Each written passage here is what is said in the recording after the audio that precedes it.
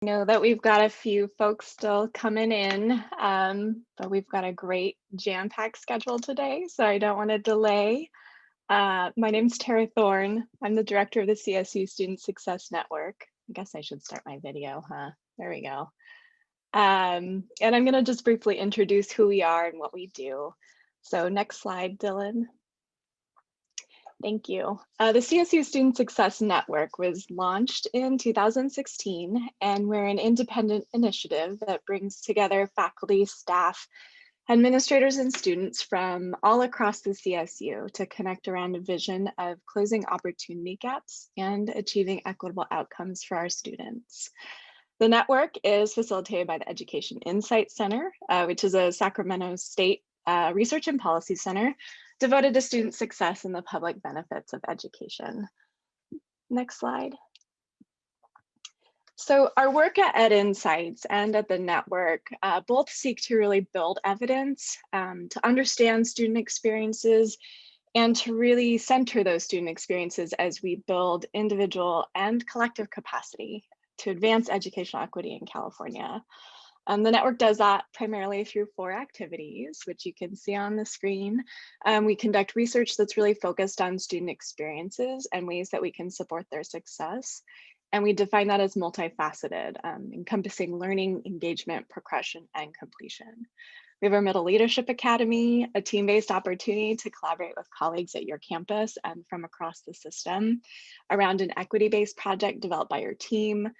We regularly host convenings like this one, which used to be day-long in-person events when we were in person, but are now shorter virtual conversations that are typically focused on a single problem of practice. And we try to design them in a way that really creates space for exchanging ideas and learning from one another.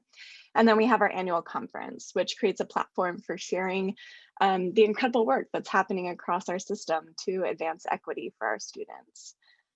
Let me drop real quick just a link to our website in the chat so that folks can, peruse at your own convenience a little bit more about who we are. Next slide, please, Dylan. Before we dive in, I just wanted to offer a few practices that we hope helps to create some space for inquiry today and really supports engaging conversations for everyone. You can find these listed on your agenda that we sent out yesterday as well. So today, let's acknowledge one another as equals, stay curious about each other and the individual paths that brought us together, slow down so we have time to think and reflect, practice self-awareness, including being generous with each other and mindful of our impact on others, respect the confidentiality of what is shared in this space, and my favorite, recognize that no one knows everything, but together we know a lot. And with that, it's my honor and privilege to hand the mic over to Dr. Adrian Huerta, and please join me in welcoming him and his incredible team. Awesome. Thank you so much for that intro. Next slide, please. Okay, so let's go with, oh, there we go. All right, so good afternoon, everyone. My name is Adrian Huerta. I'm a tenure track assistant professor at the Puglia Center for Higher Ed at USC. So today I'm excited and humbled to be able to share a portion that you're sharing a portion of your day with us. And as mentioned, this is part 2 of the Supporting and Engaging Men of Color in the CSU System series. So whether you're here as an individual, like a team, or another invested stakeholder invested in the needs of men of color, we welcome you. We're excited to engage you and support you and share what we've learned over the last few years working with men of color programs, but then thinking broadly. So again, like this builds on our last session that we had in December that was super rich and engaging, and we hope to have that same energy today. So next slide, please. So as I mentioned, me and my team were part of the Puglia Center for Higher Education. And for the last 25 years, this research center within the Rossier School of Education has conducted multidisciplinary research that captures like the complex social, political, and economic issues that are often the tensions within higher education. But really, we're trying to help solve problems of policy and practice to improve student retention and persistence to degree completion. And today's webinar is really an example of what we do. right? So this webinar is grounded in addressing college access and persistence and retention, and really trying to figure out like effective ways that we can support racialized and minoritized student populations in the educational pipeline.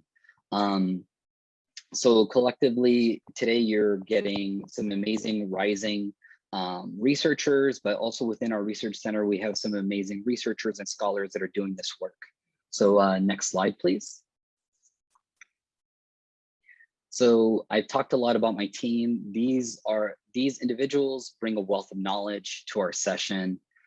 Besides reading 100+ articles, doing interviews with almost 200 people, we bring in a wealth of knowledge from academic affairs, student affairs, nonprofits, government agencies, and all these different, lived experiences to help provide a grounded and realistic approach in supporting men of color on your campuses. And as a faculty mentor and person at USC, I also want to highlight that a majority of the team that you see on your screen are master's and doctoral level students. And really that's a point of pride for me and the Rossier community that we're helping train the next generation of practitioners, researchers, and scholars. And I want you to pay particular attention to the people in red with little asterisks, because they are on the market. They're looking for jobs. So please check out their LinkedIns. You will get to interact with them in our workshop sessions. So they're really good colleagues. They've been trained really, really well. So I hope that you seriously consider them for employment, or if you see their names, please reach out to them. So next slide, please. Go for it, Maria. Hello, everyone. My name is Maria, and as Dr. Huerta just mentioned, I'm one of the team members who's been working through this project for the last couple of years, and I was also part of the first webinar that we did in December. So what we have in front of us is a few bullets with the group norms with respect to what we will be, how we will be administering today's conversation together. So in the next few hours, we're going to be allowing you to speak when you raise your hand, or if you want to use the reaction features at the bottom, but we will keep you muted to avoid any background noise. If there's any questions, also feel free to drop them into the chat and we can discuss them periodically. We will be breaking out into groups to facilitate small conversations, and I think it'll be much more richer engagement through that, the two breakouts that we're going to do, the two sessions.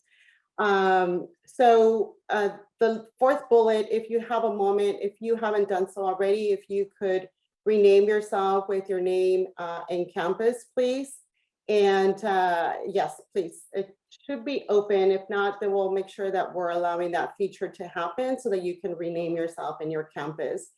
We're going to have those breakout rooms where we hope that, and of course, we know you will be collaborating with one another, respectful, and just being mindful of the space that we take in those rooms and allow folks to engage. And those who are quiet, create spaces for them to also give us their perspective. We also created a microsite, which I believe someone will be dropping into the chat. That microsite will lead us into Google Docs, actually one particular Google Doc, where we will be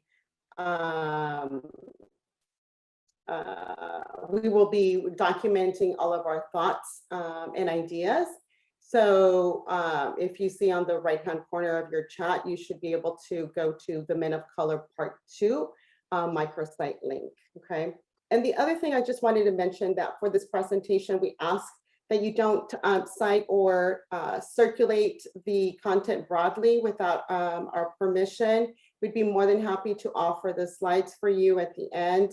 Many of the ideas drawn from this presentation are from our manuscript that is currently under consideration, which we can definitely share much more widely once it is fully publicized. In addition, we have a couple of other ideas that we're formulating through. So we want to make sure that we develop those ideas completely until they're fully published. And just as it was noted before, Dr. Huerta mentioned that just like the KFC or the Coke recipe, we all have a sense of what's in it, but the full recipe is not out.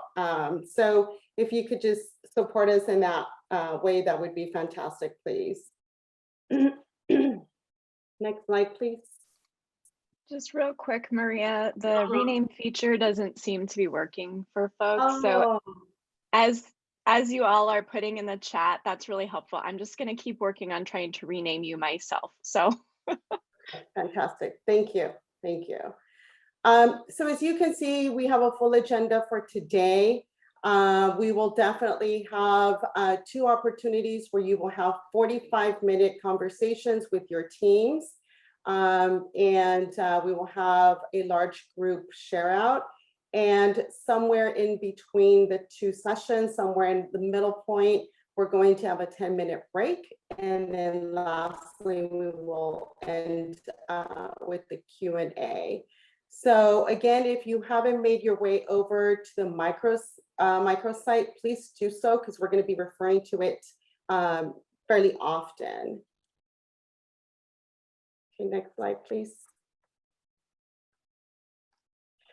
So our learning objective for today, as we mentioned, whether you joined us with your campus or if you're joining us as an invested campus partner, our goal is to continue the conversation around the challenges and promising practices that support men of color persistence and graduation. We will, as I mentioned, we'll create several opportunities for you to spend time in breakout rooms with your teams to discuss the course of action. Again, a course of action to support men of color programming.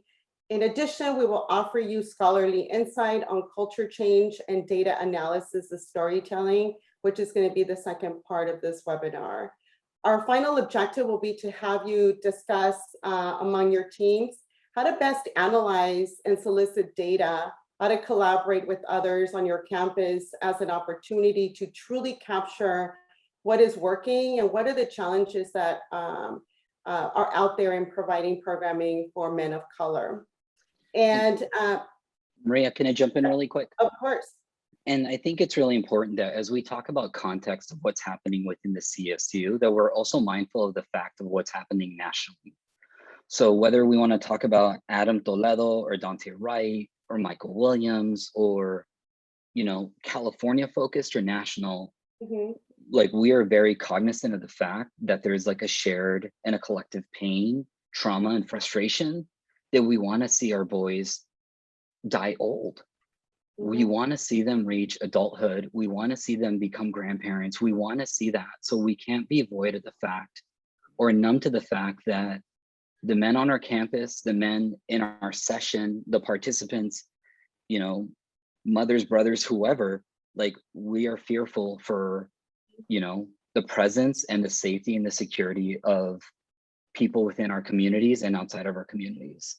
So like, as we're thinking about this work and as we're thinking about our webinar, like we know that that's a critical factor because it impacts us all and it impacts us differently. And we're all just trying to move forward.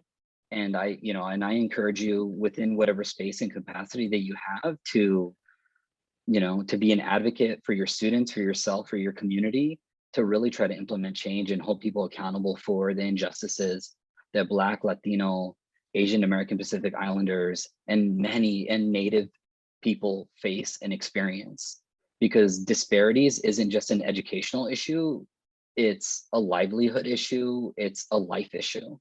So as we're talking about all these different things, and even within men of color spaces, that they've created this forum to be able to talk about these things because it's happening to our young men, it's happening to our old men. So, you know, we just want to make sure to acknowledge that because it's real, it's happening. And, you know, for me, just on a personal note, I know I've cried for a lot of these men that I've never even met because I could see my little brother, I can see my cousin. So, you know, sorry, Maria, but I just wanted to jump in and make sure to share that although it's not a formal objective, I think it's an underlining objective that we have to be mindful of. And we can also talk to our own university police about what they're doing or not doing. So please continue. Thank you, Adrian, for sharing that. And essentially, in the last point with respect to analyzing and collaboration, I was just going to mention that for us, in the place that we hold as institutional agents, we need to be mindful that that is the whole entire purpose of us coming together, is to create spaces where we're going to truly tell the story of these challenges that are occurring on our campuses. And when we do have the conversation around data collaboration, that is going to be the message around that, is how can we truly use data to tell the true and impactful stories of these challenges that are happening on our campuses. So thank you for sharing that, Adrian. Next slide, please. So in the first webinar that we had in December, we spoke a little bit at the time of some of the key findings that were emerging as we were going through our study. And the Men of Color programs facilitated development for their participants among several domains, which were, again, going back to what Adrian just mentioned, psychological, social, and cultural factors that affect programming and the experiences of men of color on campuses. All 5 Men of Color programs we studied experienced unequal support and varied in terms of their funding sources. But we could talk a little bit more about that in the next couple of slides. What we also discussed at the time was the ecosystem of support that must be considered when attempting to support men of color, meaning how is it that we're engaging amongst each other, amongst the different programs, amongst the different levels at the university? How do we include the nonprofits? How are we including organizations outside of campuses? So also the ecosystem and the support that is out there.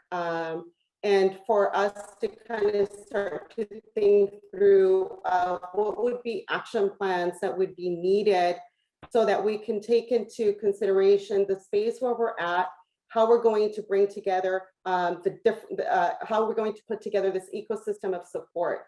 And so in that webinar, we left off with a homework assignment. And even if you did not complete the homework assignment, it'll be something that you'll still be able to have an opportunity to discuss with your team. So let me take you to a little bit of a recap from the homework assignment. Next slide, please. Okay. Oh, I thought it was going to be, okay, that's okay. We are going to get to a little bit of the homework assignment. The other thing too I was going to mention was the fact that when we had a conversation with you in the first webinar, we were very mindful of the chat. We were mindful of the feedback. We were very mindful of the comments that were made during that particular presentation. And some very interesting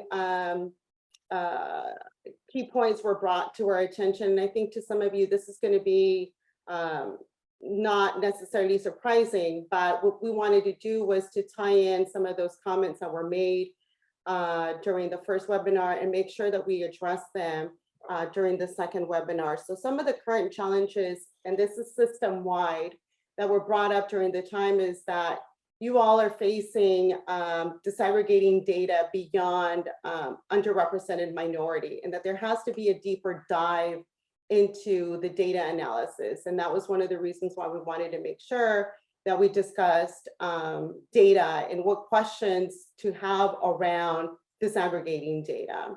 The other key point was that was mentioned was the lack of financial and sustainable resources for these types of programs. And we will discuss some of those key points as well in this conversation.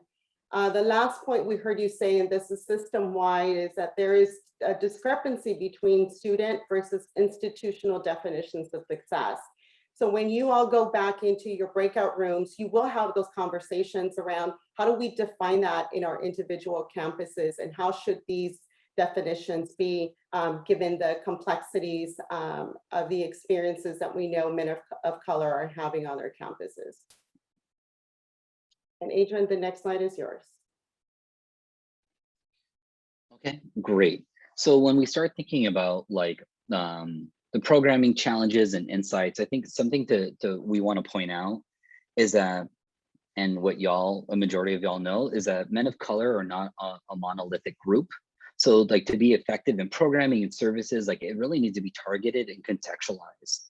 So like, what does that mean? So it's like, how do we include like Native Americans in our programs, Vietnamese students? Are they being targeted when we start doing outreach and programming to the specific needs of men of color? So it's really important that we use like an intersectional lens when we're thinking about the various identities that students, and especially college men of color, bring onto our campuses. Are we being aware of that, and how are we supporting that? Another challenge, or another like insight, is like the financial responsibilities, and like how is that impacting students, especially right now during COVID, when pre-COVID we were hearing students were working 2 or 3 jobs off campus. So what are we going to do differently, and what can campuses do differently to really support students when they're carrying this big boulder on their shoulders to try to support themselves, try to stay in college, try to persist in college when they're facing all these internal and external financial pressures? So how are campuses being strategic in trying to allocate and get support, internal or external support, for scholarships for men of color to persist and to be successful? Lastly, I want to highlight the third point, is that it's really important that men of color programs specifically use like trauma-informed approaches, especially being mindful of the state of our country now, that it's really in your face. So as soon as you go on Twitter, Facebook, wherever, you're seeing police and state violence on levels that really rock your soul. So how do we make sure that whether it's an academic advisor, whether it's a men of color program or a financial aid counselor, we're being proactive in ensuring that we're being sensitive to the multiple stresses that our men are experiencing? So let's be mindful of gender, ethnic identities, and all these things. And also, like I said, and it connects back to the first point of being context specific, because what works at Fresno might not work at Fullerton, right? So we have to think about context and community perspective. So that's really, really key. So, that was important for us to stress, because many of you shared and commented that within the CSU system that there isn't targeted training or PD on how to use data, how to disaggregate data. So again, that's a push for you all to work with your IR people and faculty about knowing what the numbers are, so we can really push towards growth and change for our students. So, we know that men of color programs, again, are important, but they can't be this silver bullet to solve the challenges for 25-30% of our students on campus. So one program can't solve everything. So that's again why we're stressing this ecosystem perspective. So with that, next slide, please. So going off of what Adrian just mentioned with respect to some of the challenges that you all highlighted, this is a sample of the action plan that we left off with the homework assignment. And the idea was to have you walk through and think through actionable steps, excuse me, to address either a lower level challenge, a higher level challenge, short level, or long-term kind of a goal. So I'm going to go over a few of the pieces. I know it's kind of small to see, but if you all jump into the microsite, you'll be able to see that we have samples already there for you. So perhaps what we can do is, Dylan, if you can take us over to the microsite. So that's the link we just dropped into the chat, and you will land on the home page. If you see the cursor, you will see that you have contents from webinar one, yes, on the right. And then you're going to have the content for webinar 2. So for right now, let's click over to webinar one content. And just so that you can see, if you go over to activities, yes. And then there we go. At the time we had asked you for the homework. So down, if you go down to the left, yes, and then to the homework link, you're going to see the samples of the different assignments that we had asked you to complete. And there's 3 different already completed assignments to kind of give you some idea of what had been submitted. So maybe perhaps we can click on one of them, and then we'll just discuss a high level content on that. Okay. So again, it was to have you think through a problem and then consider what would be your objective or your mission to address this particular problem, and then to create SMART goals. So a goal would be to something that would be measurable and attainable, and making sure that you would be able to meet that goal within a specified time. If you scroll down just a little bit more, Dylan, to the second page.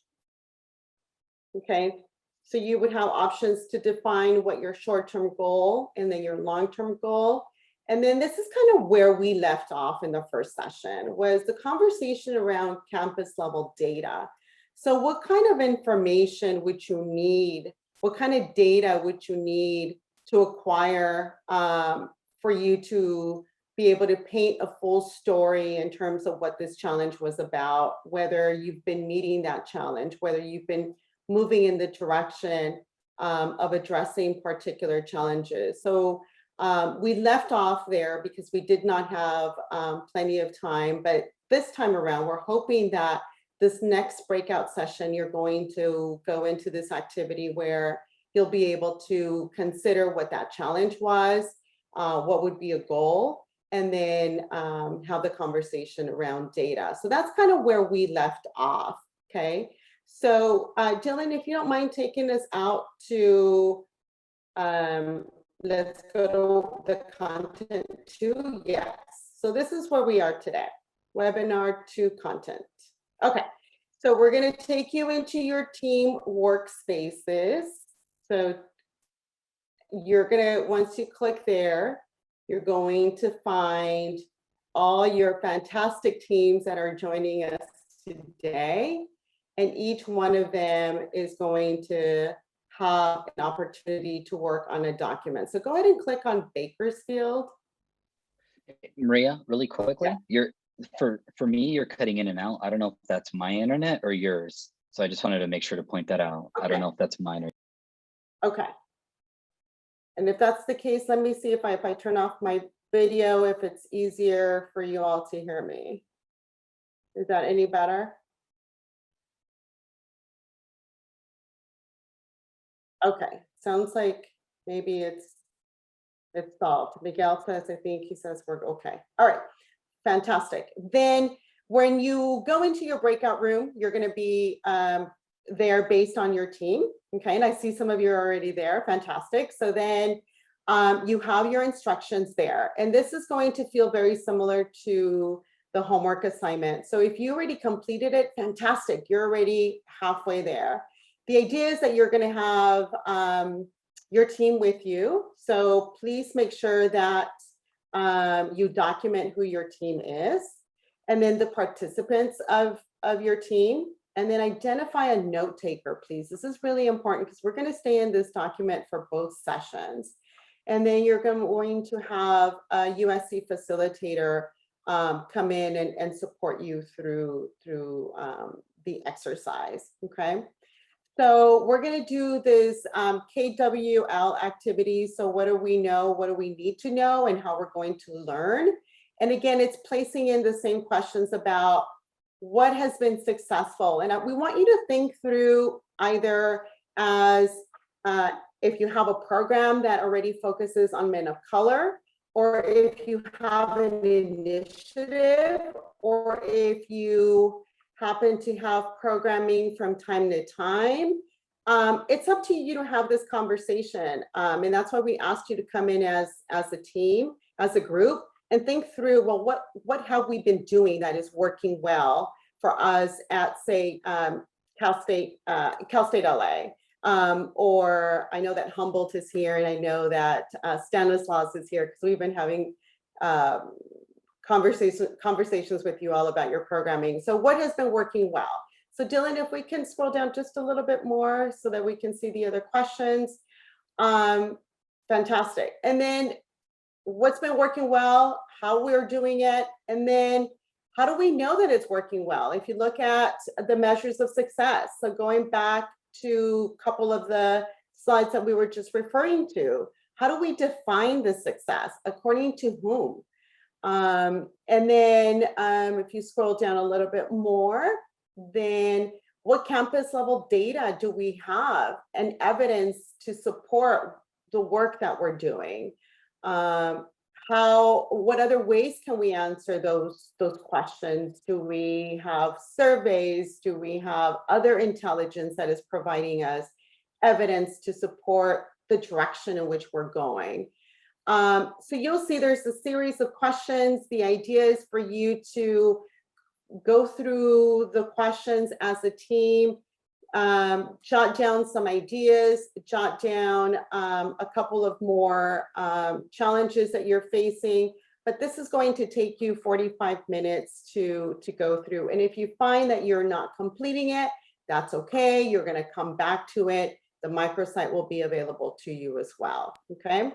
So if I can just have us go back to the PowerPoint, we're going to start getting ready into breakout sessions. And it'll be the next slide. Oh, the one before. There we go. All right. So the bit.ly link, if someone can just drop it back again into the chat, just in case any of you need to have access to it. But it is 1:03. So we will go into our breakout rooms, and my understanding, perhaps Tara or Julie, if you can help us out with respect to what folks will see once they see the option for breakout rooms. Hi, this is Julie with Sac State. We're going to let you self-select your breakout room. So when I open the rooms, you're going to see a list of all the campuses. So you should be able just to choose your own campus. If your Zoom isn't quite as updated as it needs to be, stay in the main room and we can assign you based on your name to the correct breakout room. And just as a reminder, Los Angeles, please just stay in the main room. You won't see a breakout room for it. Okay, I'm going to open the breakout rooms now, if that's okay. Thank you. Oh, I've been talking the whole time. Dylan, can I get the next slide, please? Okay, great. So one, welcome back. Thank you so much. We're glad that you didn't close out the Zoom app and that you're still with us. So thank you so much. We appreciate it. We're definitely eager to hear from you about what happened in your rooms. And I hope that the facilitators were able to jump in and provide some perspective or bounce around ideas, and that y'all had good and challenging conversations about what could work for this group versus this group, whether that's first-time freshmen versus transfer students, whether it's African-American men versus Pacific Islanders, and I shouldn't say versus, African-American men and Pacific Islanders, depending on your campus context. So we're gonna be dropping in some questions here in a moment, but just some immediate takeaways that I think was cool as I went from room to room. In some of the rooms, it was about holding space for community and support, and just like as individuals to process kind of the overwhelming information that we're taking in and things that are related to state violence, and just having a space to like be in community with peers and be like, I'm struggling, I'm dealing with this, as a person, and just talking through that. So I think that's really, really important that y'all have that collegiality and community. In other groups, I heard people talking about developing 1-unit learning community courses for men of color, based on either EOP&S or transfer, and what are the tensions of possibly creating a 1-unit course for transfer students who only have this much space in their programming. So again, trying to talk through the logistics and the administrative processes of that. Also, I heard in other groups, the limitations of capacity of staff, right? So who are the staff that can provide advice, support, direction for men of color on the campus? Who can be the go-to person or program that could provide space if there isn't funding to develop a men of color program? Something that just comes in the top of my head is, you know, and for campus leaders to ask, especially your presidents and provosts and so on, how are the CARES Act money going to be used on your campus? Where are those dollars going to go? Is it going to go to hiring more faculty and staff? Is it going to go towards programming? How do we center the needs of men of color, you know, with this new flush of cash that's coming to your campuses? And how can it be an institutional priority, right? So if you know it's going to cost this much money to support men of color on your campus, then what is that going to look like, right? So I think, let's see, I have, okay. The first question that we're gonna throw out there, what's been successful and what's worked well on your campuses? And this can be a complete share out, or if y'all can chat it out, really just to kind of get the conversation going. And we're gonna be here for a few minutes. Mhm.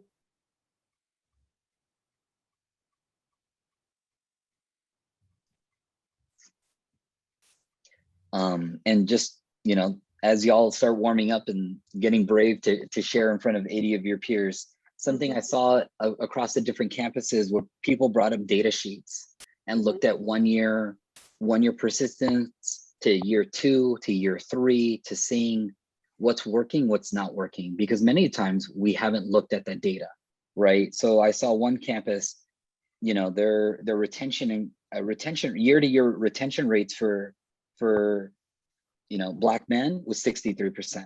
For Latino men to hit year 2 was 65%, right? Pacific Islanders, 80%. So what's working well for the Pacific Islander students versus the Black and Latino man, right? So again, like, how do we get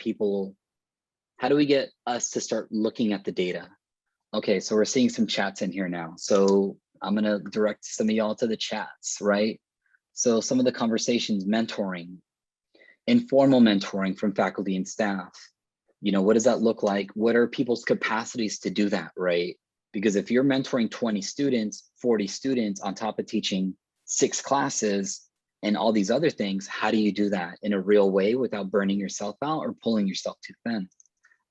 Let's see, conversations about overall growth during the pandemic, social media, websites, increasing campus presence, again, to connect students, to get them involved, to know that you exist, right? That your campus is designing a men of color program and making sure that they know that this is a resource.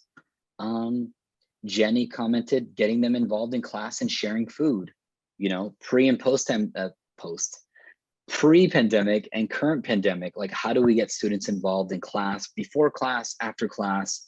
One of the facilitators, Edgar, if you can share that op-ed you wrote the other day for Inside Higher Ed about supporting graduate students, I think that could be a really good resource.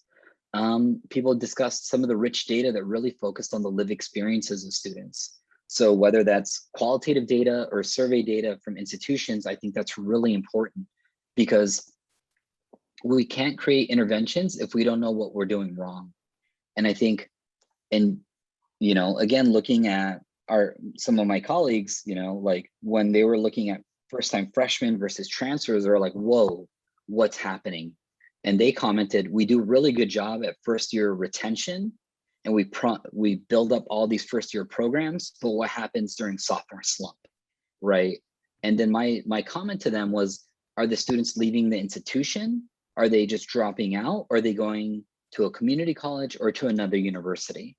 So I think those are the things that we need to figure out by using other data sets, including the National Student Clearinghouse. If I could just jump in here with respect to the data and all these amazing success features and stories that you all are sharing, how are we tracking that success? How are we measuring? What kind of data are we using? And feel free to use the reactions feature or raise your hand so we can hear your voices. I love seeing the chats, but I also love hearing voices. So help us out. Let's share out some of the data. I can call out on a few people because I was jumping into their groups, but I'll reserve that in a minute. And last point that I want to really share is that it doesn't cost money to treat students like people. So like, how do we get faculty to like treat students like students and like not less than? And I think that's something we kind of have to remind, whether you're an academic advisor or you work in financial aid or you're a faculty member, how do we make sure that like we create like real human connections when people really need that right now during COVID, when we're stuck in our houses? So I definitely am going to yield to anyone that wants to talk from any one of the campuses. Please jump in.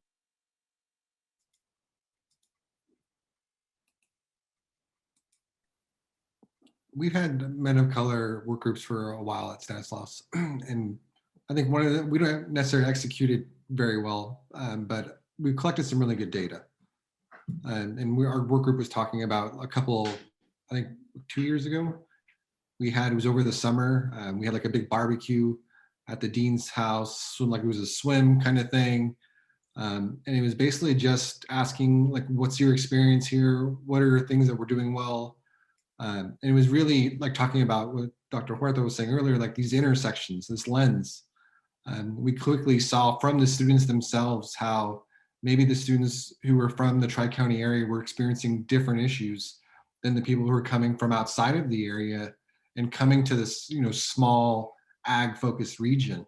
And so they were experiencing culture shock for some groups, but other groups were kind of dealing with other expectations being put on them, multiple jobs, those kinds of things. And so I think, especially for faculty, like when they get to hear these stories, I think for sometimes, especially now with COVID, it's easy for faculty to kind of lose, sight of the trees for the forest, right? There's so many things going on. You have so many students that I think some faculty kind of find it difficult to see where those individuals are coming from as they try to mass educate, entire sections. But I think that data was extremely valuable for us. I know it was for me. Cool. Thank you so much, Joe. I appreciate that. Let's see. Anyone else want to kind of jump in on the things that you saw that were successes and what's worked kind of well? And if facilitators need to jump in, please do. I think part of the challenge I think that some people have is being able to collect data to demonstrate what you're doing is actually having an effect. Meaning, I don't doubt many times that campuses are doing a lot of initiatives and programming. Sometimes it's just maybe there's not data being collected to demonstrate that. I know, for example, even myself, I'm guilty of it sometimes where we have informal mentoring, or I might go to the student rec center and meet up with students and just hold a basketball clinic. And it's a way for students to meet with me in a more informal, kind of less scary way versus like coming to my office hours or asking questions during class.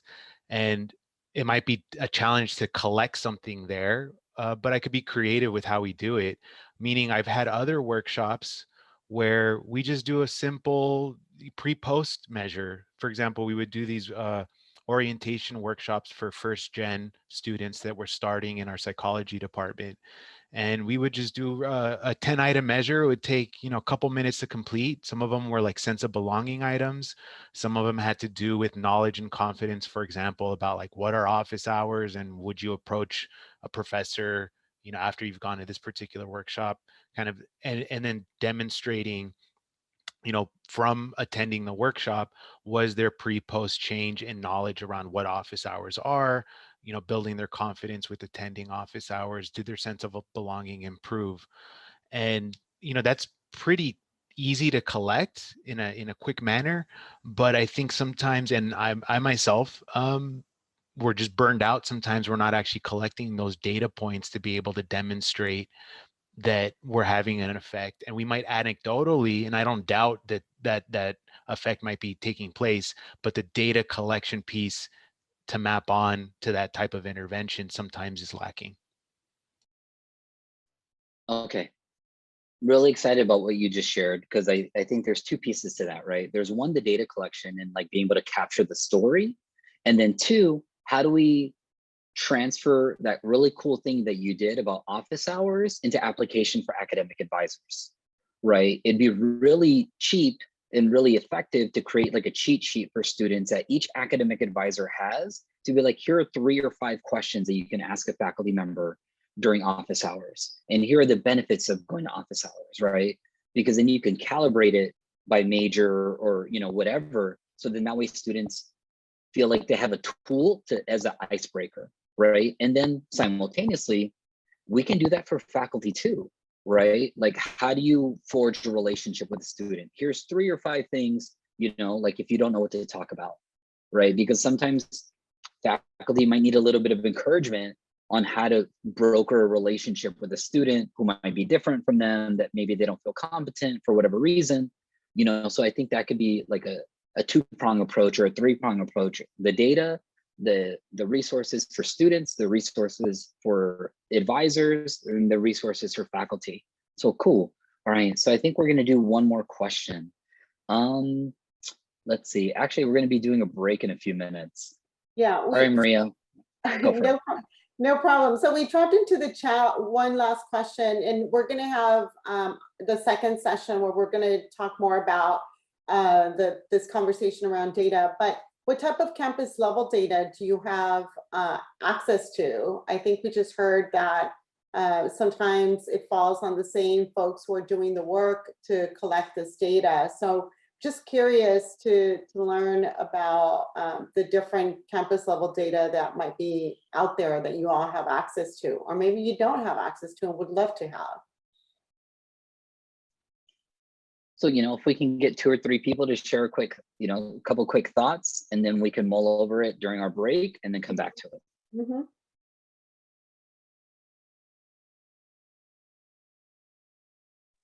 I'm happy to keep talking. You know, you never have to shut me up. But so, you know, our campus, we have data on GPA, we have data on graduation rates, we have data on persistence from year to year.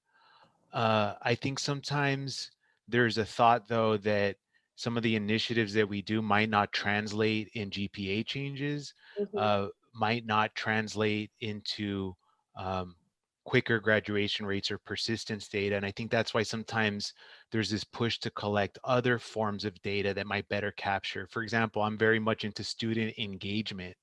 Student engagement might not necessarily be reflective in GPA increases, but I could see student engagement as like check-ins to on-campus activities. For example, check-ins at the student rec center, you know, check-ins into office hours, check-ins into different services available on campus. You know, when you think of what engagement is, it's about actively participating. And I think sometimes we need to be creative as faculty and staff about collecting that data. And it's not to say that that data isn't collected at the university level. It's just sometimes there's some barriers or maybe misunderstanding with how to get access to it. And something that we all have access to is, you know, those things like GPA metrics and persistence, you know, retention, graduation rates. Perfect. And then Hey, I'm just sorry. to, This is I'm sorry. Yeah, this is Keith's story. I'm over at Fresno State. I mean, it's like a lot of us are at different stages, you know, in this effort, right? The data seems like it's going to be a really critical piece. Is there any way for those schools to have good programs, been doing this for a while, to kind of list out either like sources of data, kind of measuring, because we all should have similar, if not the same, information being captured, right? Because we're all CSU schools, at least most of us, right? And so I'm wondering, you know, if you have something that's working, you know, is there a way for us to, you know, share that amongst the group, right? So have a unique way of capturing, you know, office hours that's easy to implement, and you have a way to say, this is how I capture it, and this is how I use it. Is there a way to kind of share it across the system or the people? Does that make sense? Or absolutely. And actually that kind of leads into something that we're going to be plugging today. Like, we're going to be sharing a monograph with y'all that is getting released today or in the next few days. We're going to share that with y'all, and it has like very basic things that, or foundational things that work with supporting men of color, And then in the next month or so, we're going to be releasing a toolkit that y'all can use in the design and development of men of color programs, because these are the things that work, the things that have been tested and refined to support men of color. And I think you bring up a really excellent point about data, because most of the campuses we've interacted with, whether they were 3 years old or 10 years old, didn't collect data the same way. So, you know, some people measured success by helping a student get a job or not be homeless. Others were measuring success by persistence and graduation rates. So Keith, thank you so much for bringing that up. And let's take a quick 10-minute break. We'll come back and regroup and like keep it going. But thank you for that comment. And Jonathan, thank you so much for sharing as well. And all the chats. So see y'all in 10 minutes. Okay. Dylan, can you change it to slide bundle resources and institutional agents, please? One more.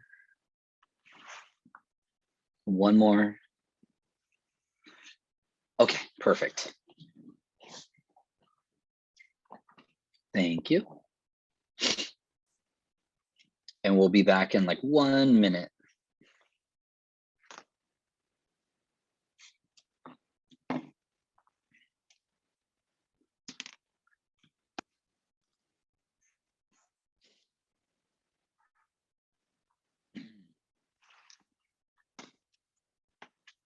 Okay, so we should be coming back now.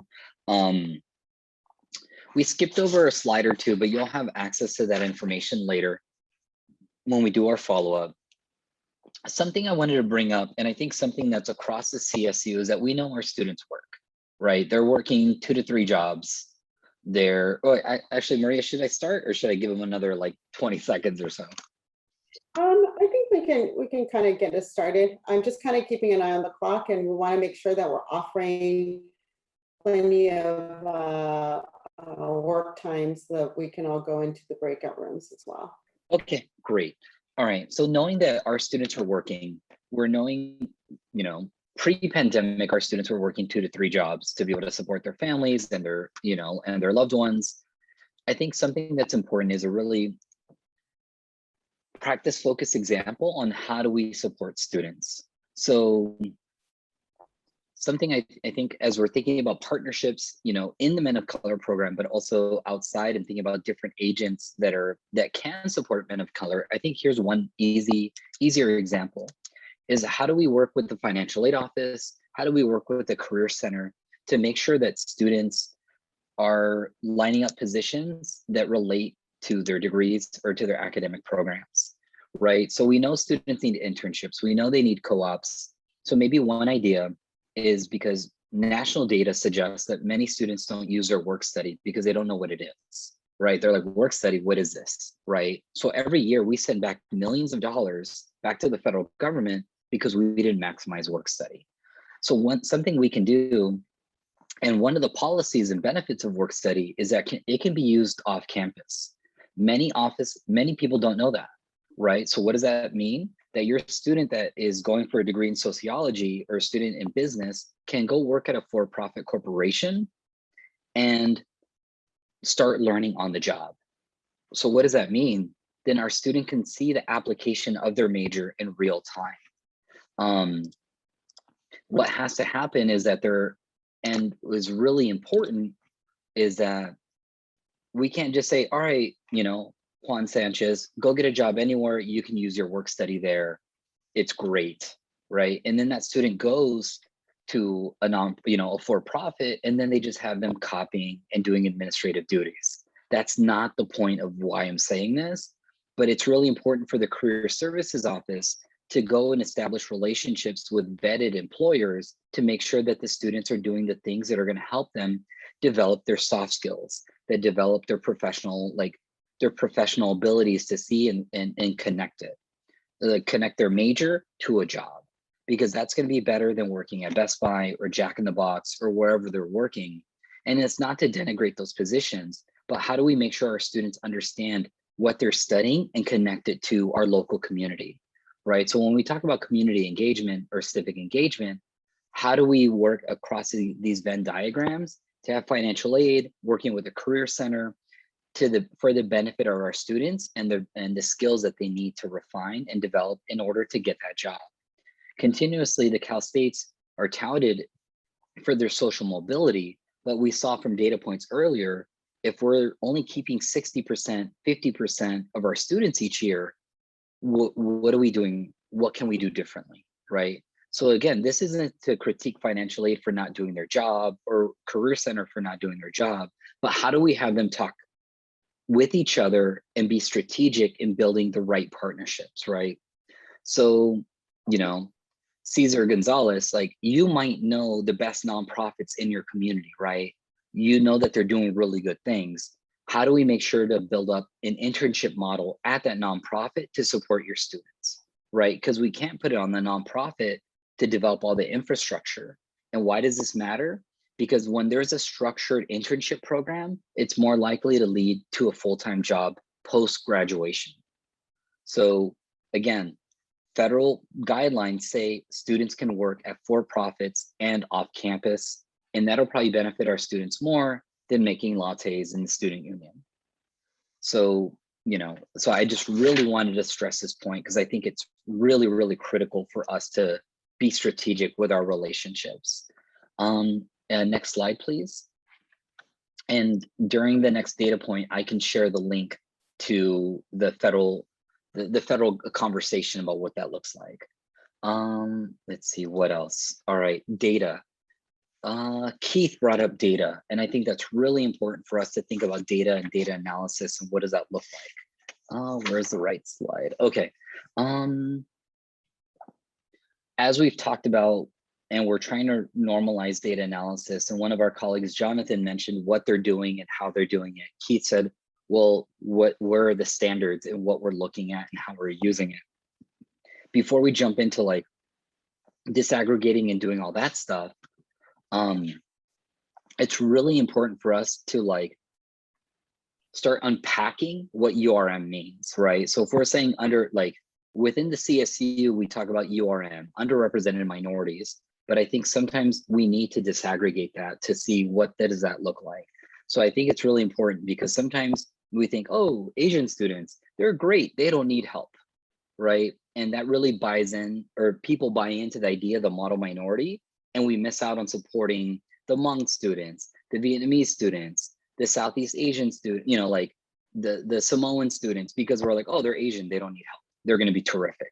And then we lose 20, 30% of them every academic year, right? So I think we need to be really thoughtful about teasing out who are these students. So whether we do it by race or ethnicity or Pell eligible, non-Pell eligible, each of these factors are really, really critical for us to talk to our IR departments and other campus committees on like, how are we disaggregating our data? Because we need a really clear picture about how Vietnamese males are doing versus this group or that group. So I guess my charge to you all is to push your IR departments to be like, are we capturing these data points? Yes, no, and why not? Right? Because how are you gonna know to support this group and this group if you can't even pull apart the data because a student doesn't see themselves in the Asian American category or the Pacific Islander category? And whether it's Estella Bensamon, one of my colleagues at SC, you know, she's really pushed for us to disaggregate it. And then for Asian Americans and Pacific Islanders, Rob Teranishi at UCLA is telling us we need to disaggregate this data because again, too many of us buy into the model minority. And, you know, even within the Latino community, you know, Mexican Americans versus Central Americans versus South Americans, each of these groups are going to have very different relationships with the educational system, right? So whether you're Colombian versus Mexican versus Chilean, again, we need to push to disaggregate our data so we can make more informed decisions about what we're doing. And we have resources on the website for different articles that you might want to read to be able to understand what are the questions that we need to ask. So with that, next slide, please.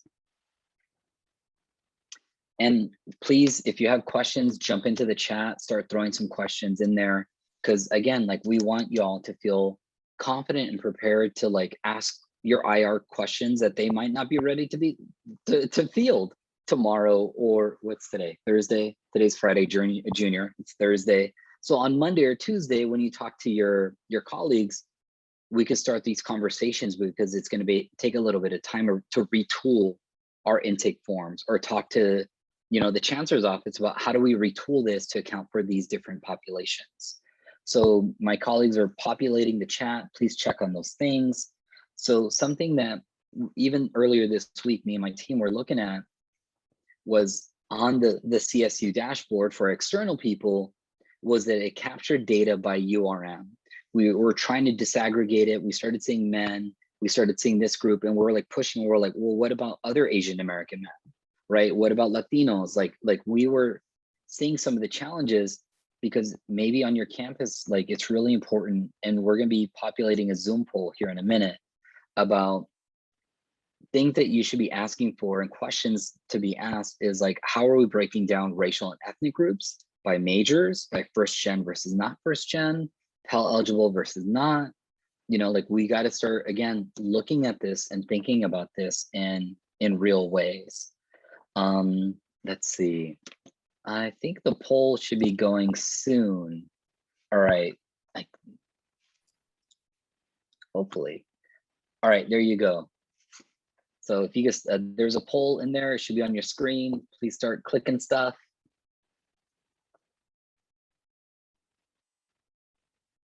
And when we say programmatic offerings, we're all in different spaces, right? Some of us have men of color programs, some of us don't.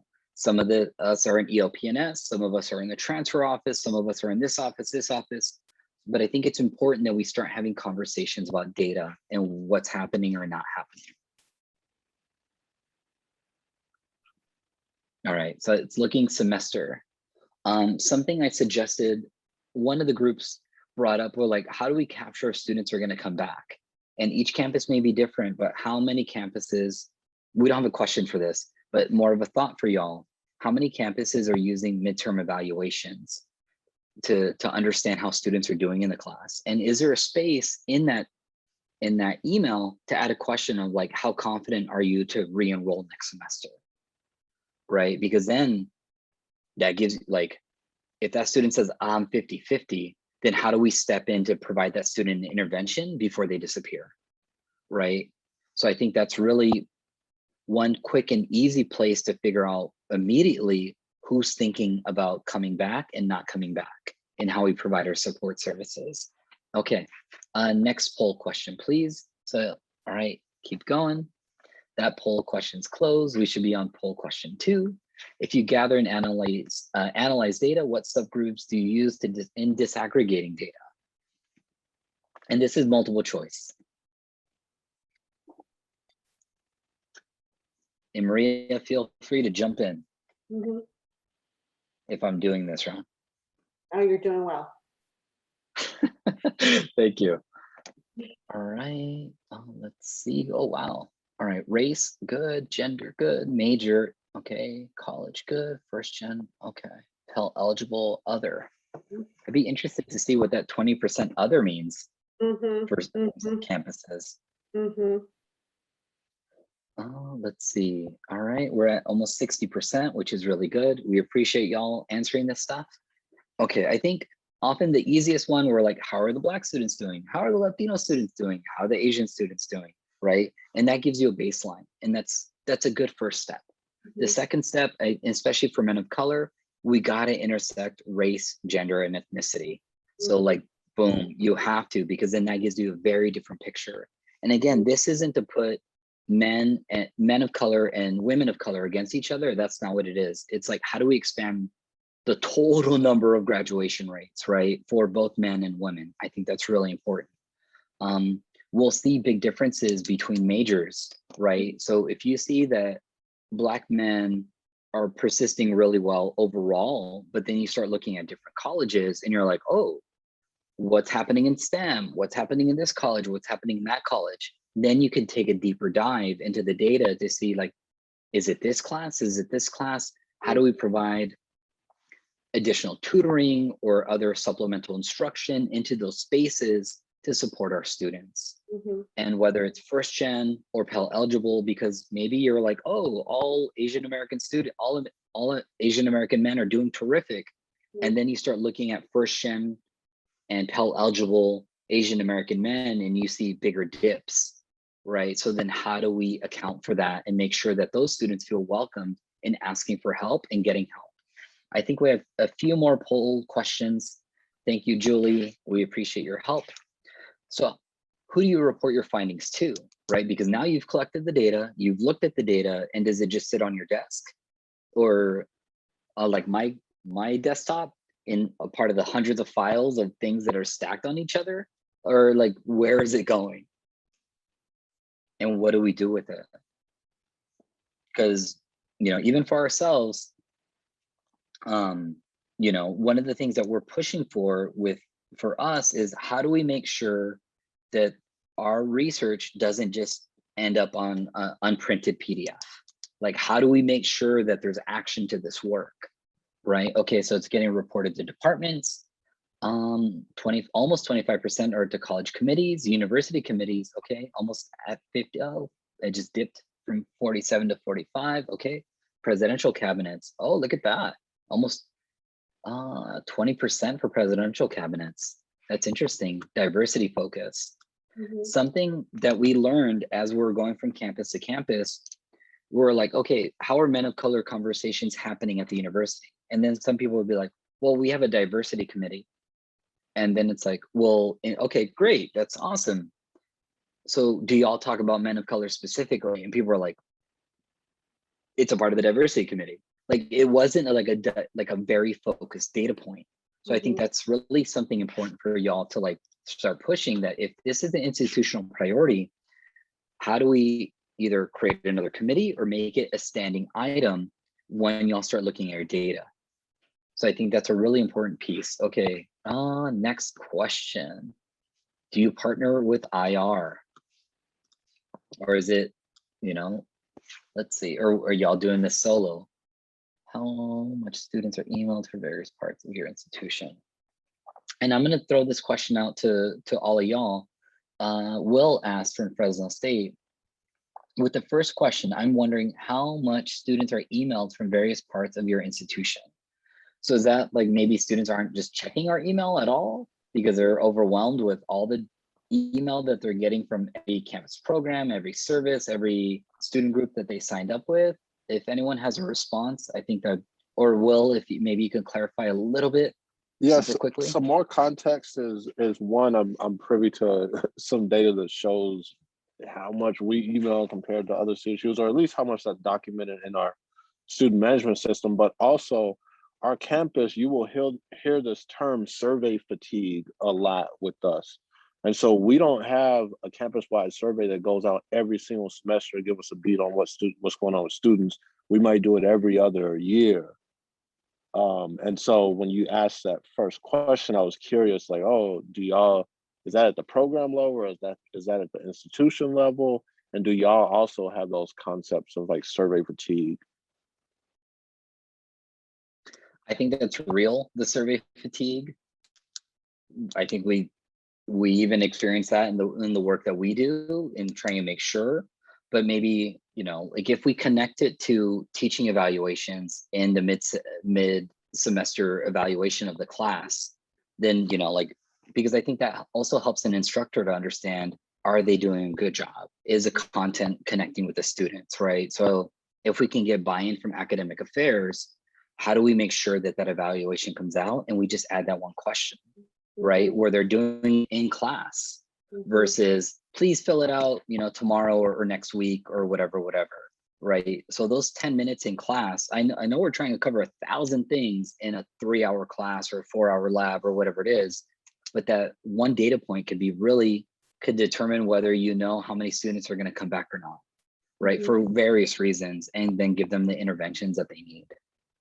But I appreciate you bringing that up, Will. Thank you. Absolutely. All right, so how do you partner with, do you partner with institutional research? Okay, 60% yes, 40% no, and 20% of y'all are unsure.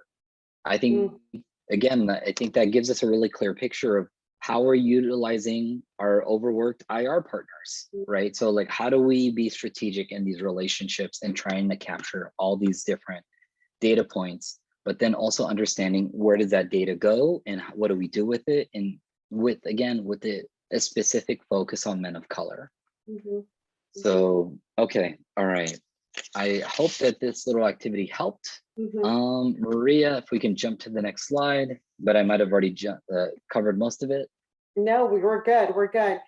And thank you for offering us all those questions, Adrian, because I think the intent of us going through those polls is to begin to reflect on how we're using data. And in this next breakout session that you all will go back into with your respective teams, you'll see that it follows the second part of the KWL tool. And you're going to discuss your current use of the data. You're going to expand on how you can continue to use this data to tell a story about truly what is happening on your campus with respect to programming for men of color. So this is going to be a starting point. As you can tell, there's a lot to be said about this conversation. Every campus seems to be at a different place, just based on what we're seeing in the chat. So this is going to be a starting point. You may not get through all of the questions on that tool. And the idea is just to kind of get you going through and having this conversation around, are we bringing in institutional research folks into the fold and having this conversation? And what kind of data are we asking for? And what can we ask for? So again, we just dropped into the chat the workspaces where you all will be heading into. We're going to be there for another 45 minutes. And just like we did on the first time around, we're going to be jumping around from group to group to support you and facilitate the conversation. So if you need any us to come on in into your room, just notify us. But I think we're ready to go. Cool. So now we're at the group share out. So we hope that y'all are comfortable enough to either chat some things or unmute yourself to kind of like get going on what's working or what y'all are talking about. Or I can do that broad overview because I was jumping around from group to group. Whatever y'all want, we can do both. I think that sounds like a good idea. The other thing too I wanted to mention, we do have 2 guest speakers who are going to chime in for a couple minutes. So just wanted to put that out there. All right, I'll be super quick. I'll be super quick. All right, so some things I've heard across groups is how do we start talking about academic outcomes and what are the data that we need, right? So that's super important as y'all keep moving forward. What does civic engagement look like for our men and how do we get them involved in the community post-pandemic when it's safe for them to be involved either as mentors or as tutors to kids in the local community, again, as through a work study opportunity to get them a job, but then also for them to start seeing themselves as leaders. Some campuses started talking about creating an executive report for campus agents to be like, here's the data, what do we do with it? So how do we move forward with it? Because if we don't have a clear picture of what's happening on our campus, how do we move forward? Some campuses talked about, we need mentors. We need outside mentors for our men of color. And I said, that's a great idea, but how do we make sure we train those mentors and that they're good mentors for our students, right? Because not every mentor is gonna come in with the same skill set. Because what if they're telling your guys like, you don't need to be in college. I'm amazing without a college degree. You should just drop out. You don't need all that student loan debt. Why are you talking about gender identity? That's stupid, right? Like, and then contributes to toxic masculinity. And then the student never asks for help and then they drop out. So mentors are great, but some type of training onboarding is really important to make sure that mentor is invested in the goals that you all are trying to achieve on your campus. Someone also asked, how do we tailor programs for our men of color?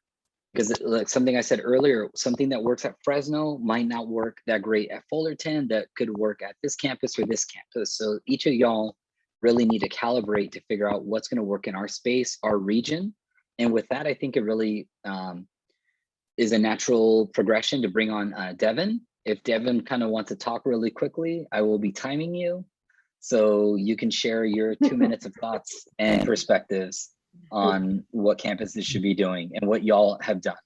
So whenever you're ready to speak, go for it, Devin. I can tell them what they should be doing, but I will provide some input on what we've been doing. And if y'all find it helpful, I mean, please adopt. But my name is Devin Hernandez. I help coordinate and manage the Diverse Male Scholar Initiative at Humboldt State University, as well as College of the Redwoods.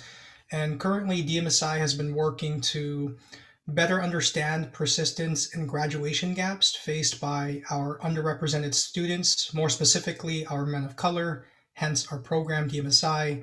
And in collaboration with HSU's Institutional Research, Analytics, and Reporting, DMSI has been encouraged to explore the Equity Gaps dashboard from the CSU, which afforded us an opportunity to disaggregate the data based on various characteristics such as male and female, all races and ethnicities, Pell and not Pell, as well as first gen and not first gen. This prompted the DMSI team to create an in-house Google Sheet, which displays the first year, the fourth year persistent gaps, and the fourth year to sixth year graduation gaps using the previously mentioned characteristics. Not only were we able to pinpoint stark racial and gender equity gaps, DMSI has been made aware of the needs of our AAPI communities. Being able to disaggregate the data by different races and ethnicities allowed DMSI to have a clearer picture of folks who may be misunderstood or underrepresented on campus.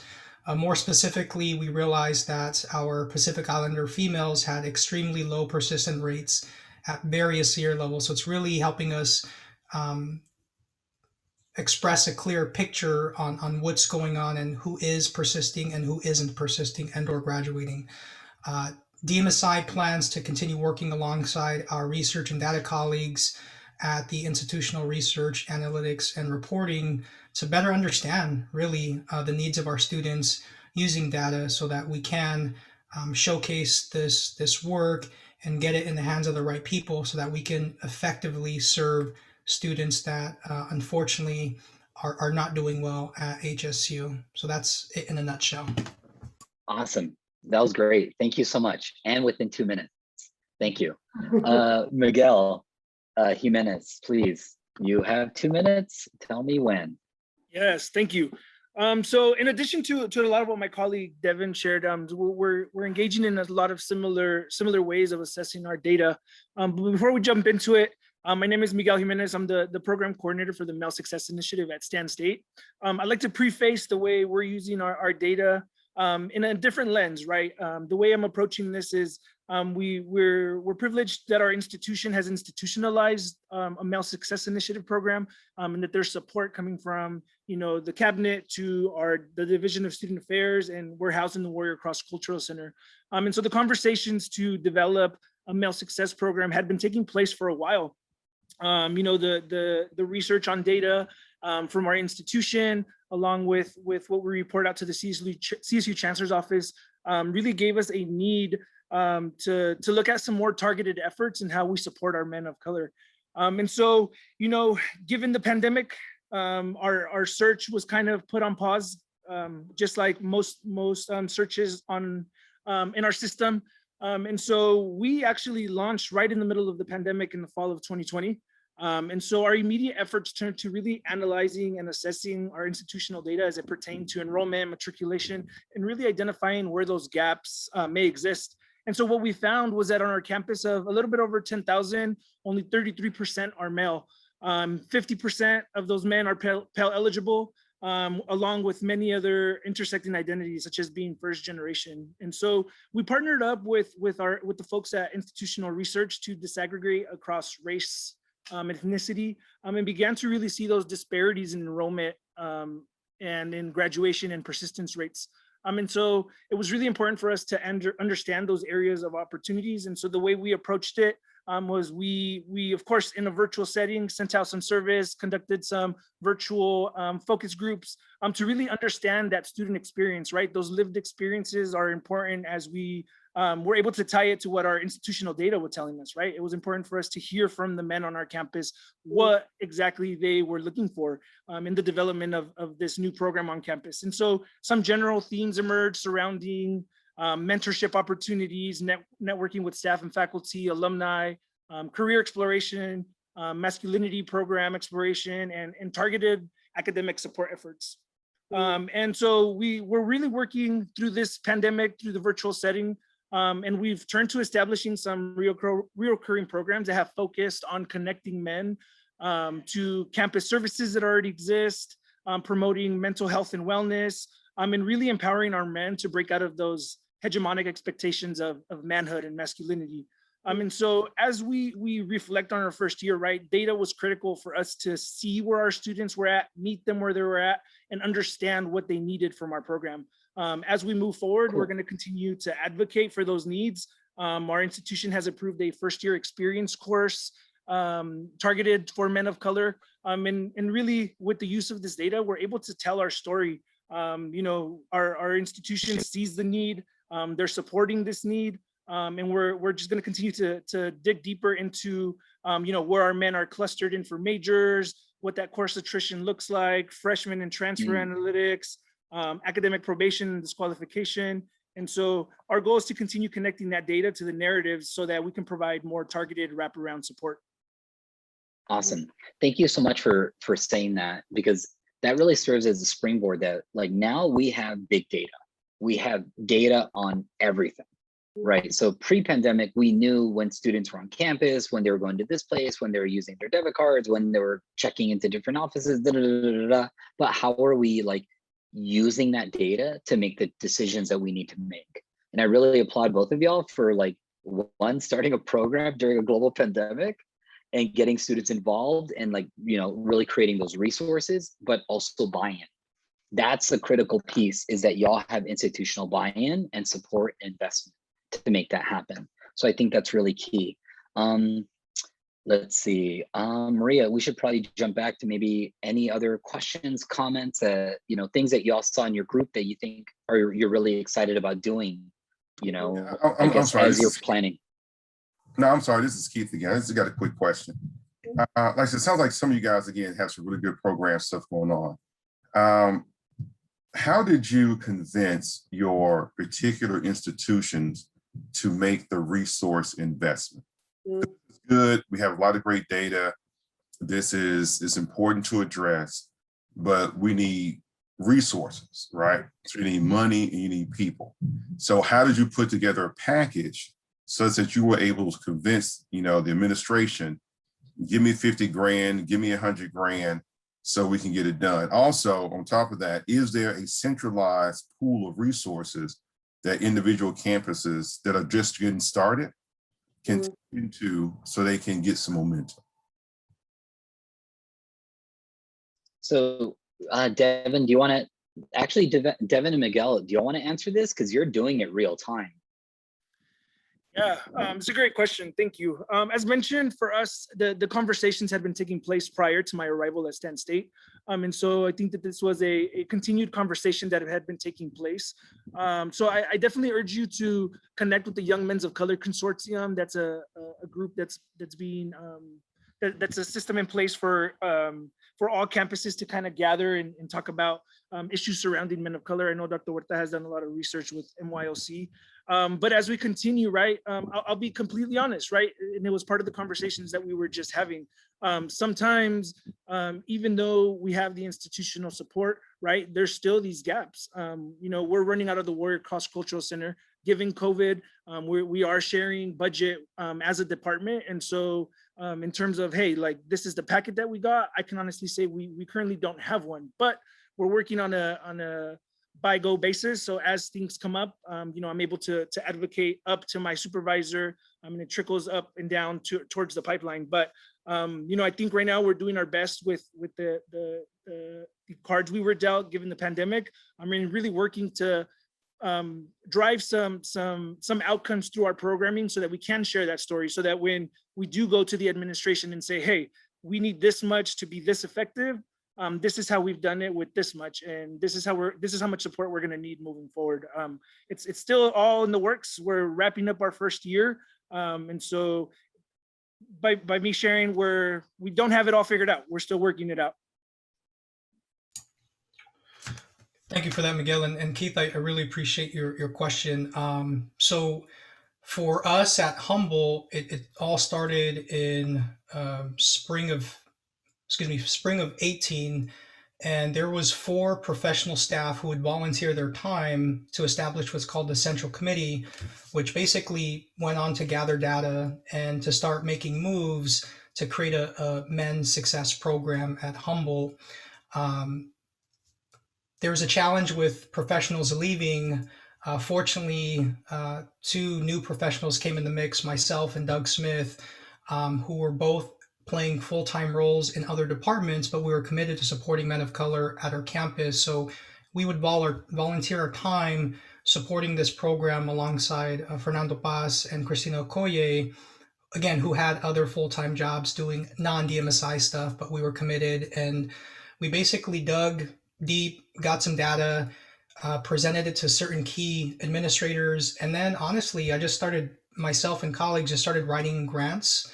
I applied to GI 2025 funds. I applied to funding through our AS student government. We were fortunate enough to get 74,600 for this year, which is great, but not great because it's a pandemic, and you can imagine the challenges of trying to run an impactful program. Most of that money was allocated towards student salaries.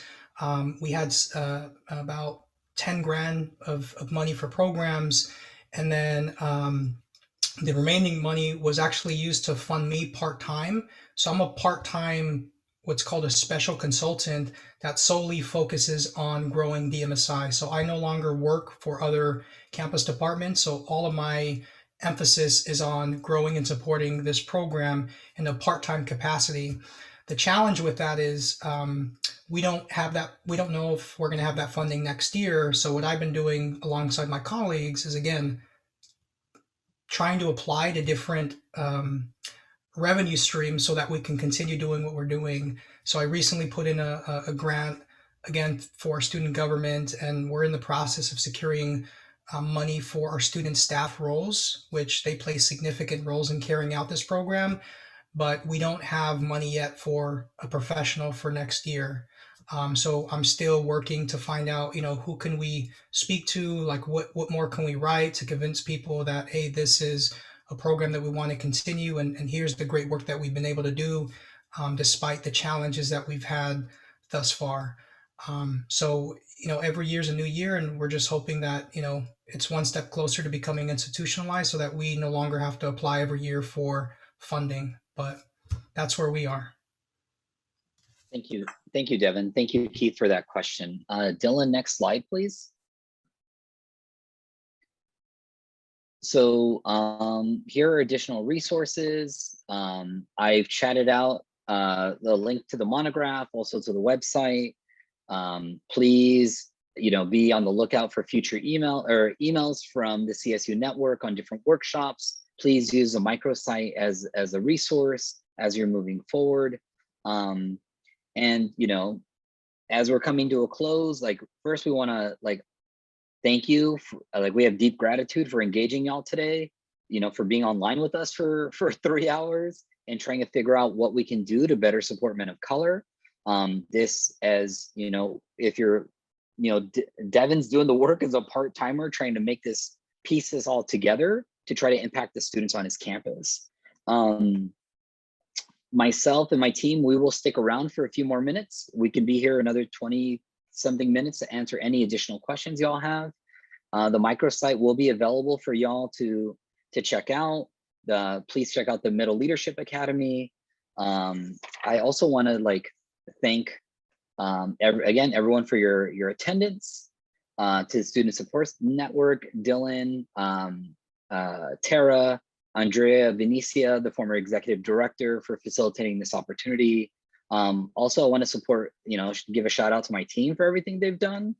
And please hire them. Again, 3 or 4 of them are on the market. So please check them out if y'all have resources, and we'll just be hanging out here to answer any questions, any additional questions y'all may have. But thank you. We appreciate your time, your energy, and this is really exciting that y'all are moving forward with various ideas to impact change. So thank you.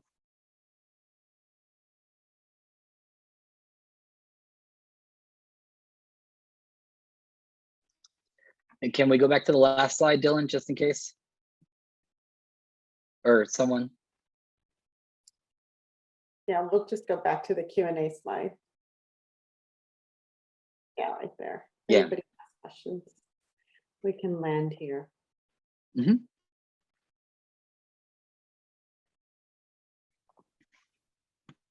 Thank you so much for sharing. I think you're still on with us. Thank you so much.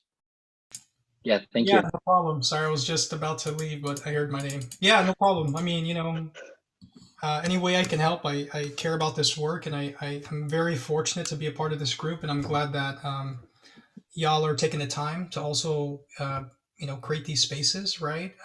Because if we don't have awareness or we don't have space to actually address the issues, we can't expect things to get done, really. So I appreciate Yeah. y'all for providing the space. Yeah. Of course. Thank you. All right, y'all. Until next time. See ya. Yeah.